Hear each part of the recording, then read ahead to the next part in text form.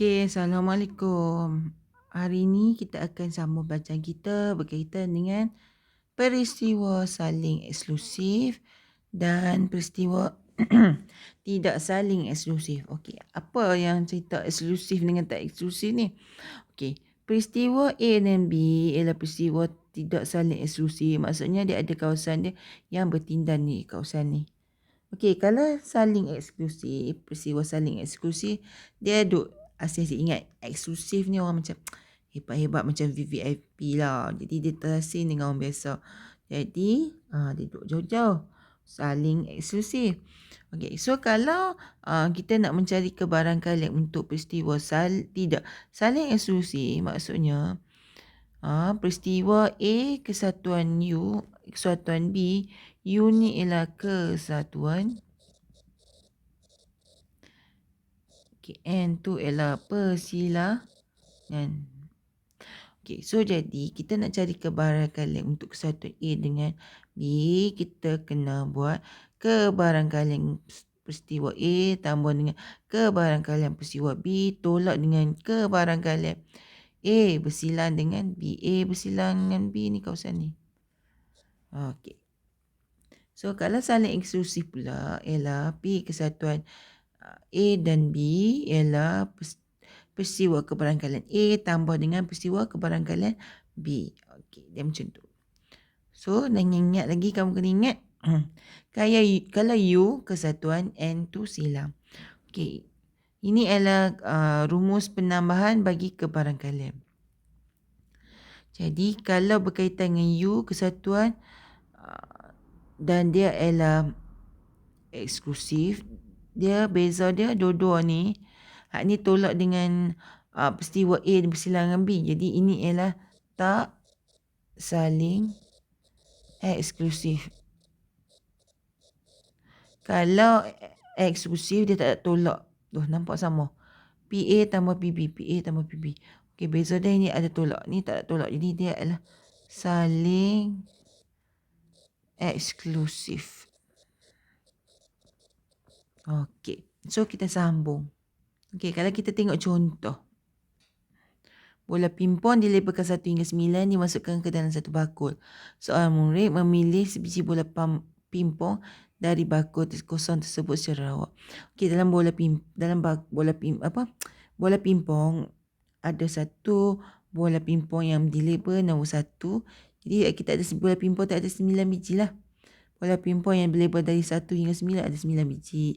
Dia labelkan dengan nombor-nombor iaitu nombor 1 sampai 9 dan dimasukkan ke dalam sebuah bakul kosong. Okey, seorang murid memilih sebiji bola pimpon dari bakul kosong tersebut. Okey, T ialah peristiwa dapat nombor genap. U ialah peristiwa nombor prosedur sempurna. U sini 1, 4 dan 9. V ialah peristiwa mendapat faktor 9. V faktor bagi 9. Faktor bagi 9 ialah 1, 9 dan 3. Okey, hubungan antara tiga-tiga T, U dan V boleh digambarkan dengan dalam ataupun dengan gambar rajah V. Ni gambar rajah V. Jadi kat sini apa hubungan T dengan U? T dengan U eksklusif ke tak saling eksklusif? T dengan U dia bertindan. Jadi T dan U ialah peristiwa T dengan U. Dia ada bertindan kan? Ialah peristiwa tak saling eksklusif. Eksklusif mesti duduk asing-asing. Okey, so jadi kalau kita tengok TU tak saling eksklusif. TV ni T ni V duduk jauh-jauh kan. Jadi bila duduk jauh-jauh T dan V ialah peristiwa eksklusif. Okey, apa lagi kita boleh buat? TU dah, TV dah. UV, UV belum. UV belum. Kalau U dengan V dia ada kawasan bertindan 1,9. Bila bertindan saja mesti tak saling ialah peristiwa tak saling eksklusif. Okey, tak bertindan eksklusif. Okey, kena ingat tu. Okey, kita tengok contoh. Seorang pekerja dalam sebuah kilang dipilih secara awak. Kalau ini adalah contoh 6, muka surat 254 buku teks. Okey, seorang pekerja kilang dipilih secara awak daripada sebuah kilang. Okey, ada labelkan A, B dengan C. Okey, A adalah gaji dia kurang daripada 2,500. B pula perlu membayar cukai pendapatan. C pula ialah bagi bekerja dengan menaiki kereta. Tentukan sama ada peristiwa berikut ialah peristiwa saling eksklusif atau peristiwa tidak saling eksklusif. Okey. Kita nak buka nak mendaftar fail cukai pendapatan LHDN tu, dia kena pendapatan dia melebihi 34,000 untuk setahun. 34,000 untuk setahun. Jadi kurang, kalau 2,500 kali dengan 2 bulan, kali dengan 12 bulan baru 30,000. Okey. Jadi orang gaji dengan 2,500. Okey, orang yang gaji 2,500 kalau darat dengan 12 bulan, 2,500 darat 12 bulan, tak sampai 34,000. Jadi dia tak perlu bayar cukai. Jadi bila tak perlu bayar cukai, jadi set A dengan set B dia eksklusif lah. Okey, A dan B peristiwa saling eksklusif. Sebab dia tak ada kaitan. Bayar cukai mesti 34,000 baru boleh daftar. Tapi ni darat baru tak sampai, baru 30,000. Tak sampai, dia tak payah bayar. Jadi bila tak payah bayar, set B membayar cukai kan. Jadi kurang daripada 2,500 tak payah. Jadi duduk tu asing. Bila tu asing, jadi set A dengan set B peristiwa saling eksklusif. Okey, A dengan C. A dengan C kurang. Ada juga orang yang pendapatan rendah pergi kerja nak kereta kan. Jadi maksudnya A dan C peristiwa tak saling eksklusif. Okey, B dengan C. B dengan C bayar cukai, P nak kata ada kaitan lah kan. So jadi A, B dan C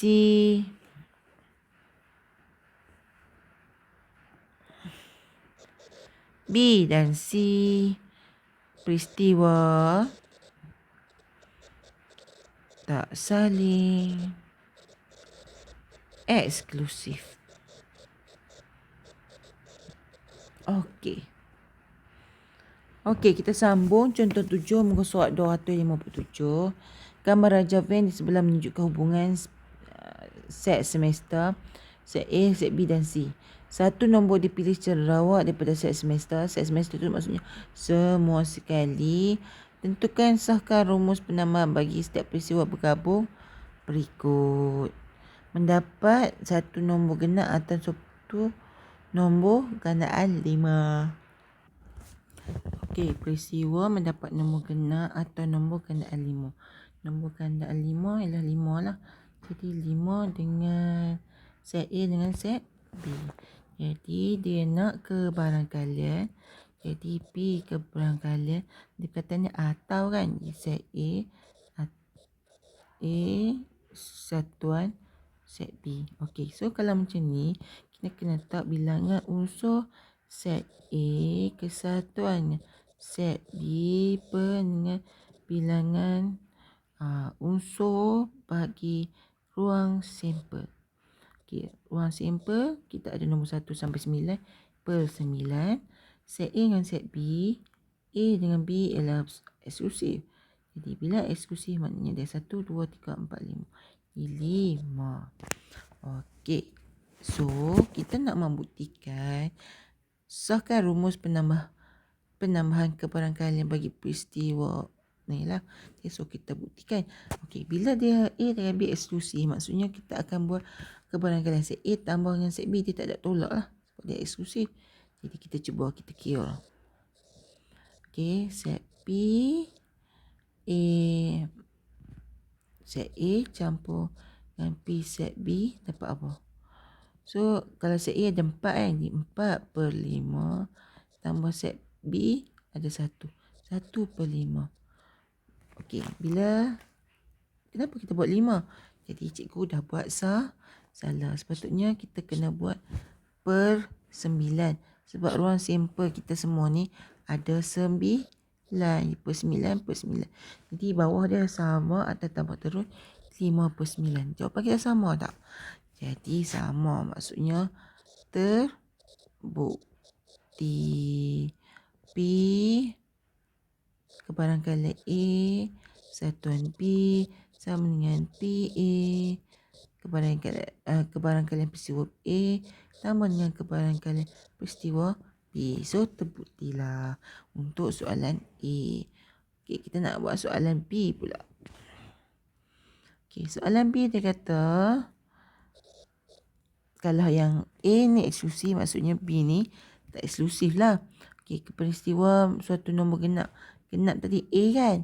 Jadi P A satuan nombor perdana ialah C. Jadi C.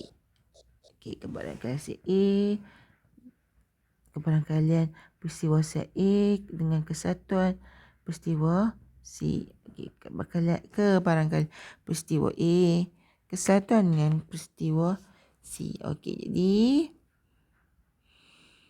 so A dengan C. A dengan C dia ada bersilangan. Jadi bila bersilang, okey, kita kena kira A dengan C ada berapa? A ada 1, 2, 3. Semua A, semua C. Jadi kalau ni A ada 1, 2, 3, 4, 5, 6, 7. Ada 7. Jadi semua unsur, semua bilangan A kesatuan C dengan bilangan unsur ruang sampel. Bilangan unsur A kesatuan B, A kesatuan B. Semua A, semua A. Semua A dengan semua A dengan C. Semua A, semua C. Semua A, semua C. Jadi A 2 ni 2 kali. Kita bilang sekali saja. 1, 2, 3, 4, 5, 6, 7. Jadi ada 7 per bilangan unsur bagi semua ruang sampel. Jadi ada 9. 7/9. Okey, kita try buat. Okey.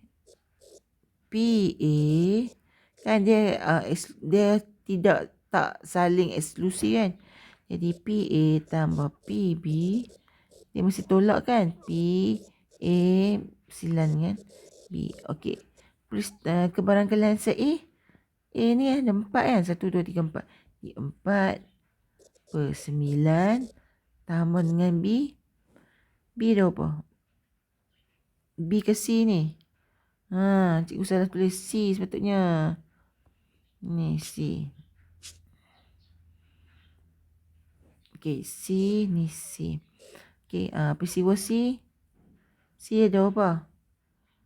C ada 1, 2, 3, 4. Ada 4 juga. Jadi 4/9. Tolak yang bersilang. Bersilang mana? Bersilang yang ni.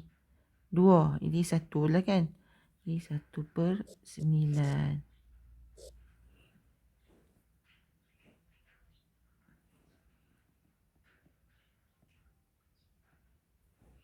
Jadi 1, jadi 1/9. Dapatlah jawapannya 7/9. Jadi maksudnya terbuktilah peristiwa terbukti kebarangkalian set A kesatuan dengan C dia ialah tak eksklusif.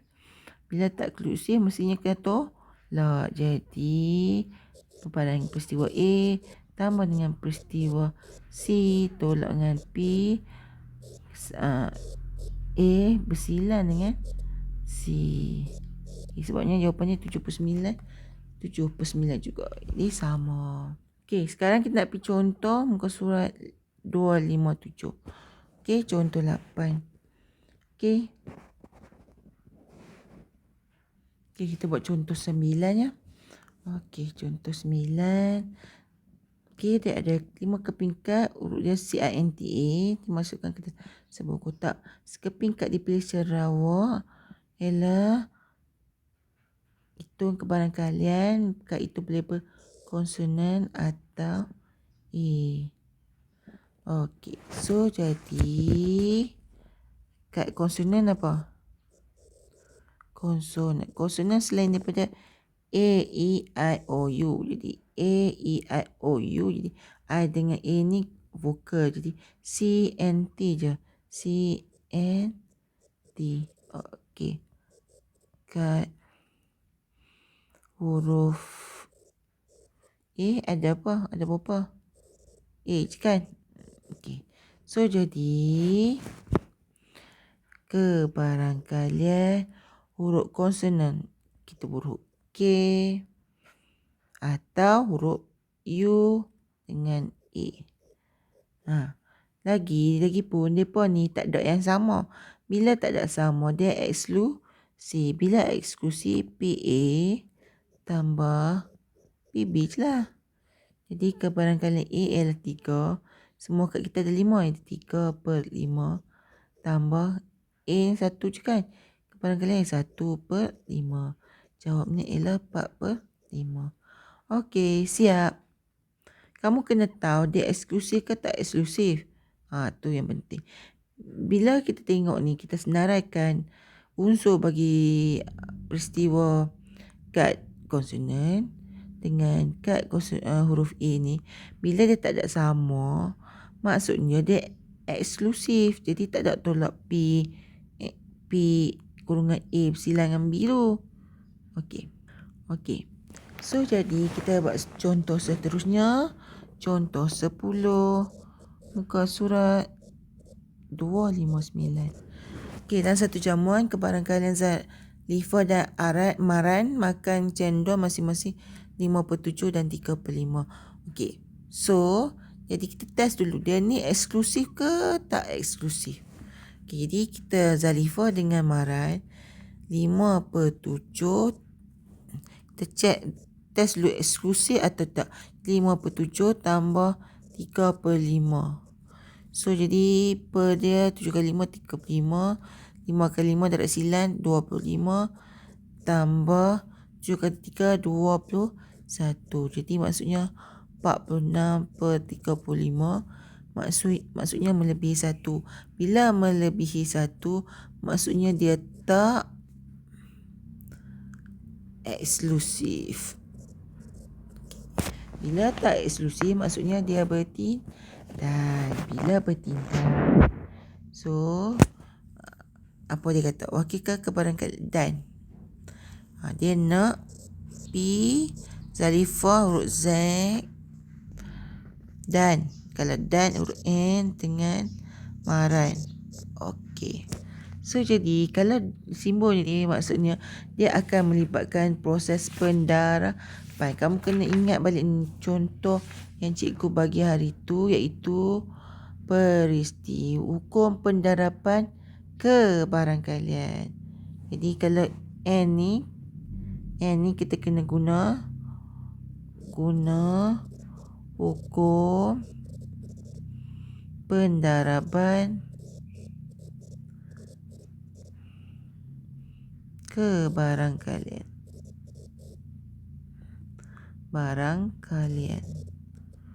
Okey. So jadi dia akan sama dengan PZ darat dengan PM. So kebarangkalian Z adalah Zalifah 5/7 darat dengan Maran 3/5. So dapatlah jawapan. Bila darat boleh settle 5 dengan 5. Jawapannya 3/7. Okey. So maksudnya bersilat ialah 37. Jadi kita buat okey, sekejap cek dulu. Okey, kalau kita buat ni Zalifah, ni Maran, sini 3/5. Kalau kita Zalifah ni 5/7. Jadi sini 3/5, ni Zalifah bulat ni. Jadi yang ni 2/7 sorry. 2/7. 2/7 dengan 3/7. Kan semua total ni bila pembawah sama, 2/3 tambah 3/7. Sorry, 2/7 tambah 3/7 dapat 5/7. Okey, kalau M pula total dia tadi ialah Maran 3/5. Jadi 3/5 tolak 3/7 kat sini dapatlah 6/35. Okay. So sebelum tu dia kata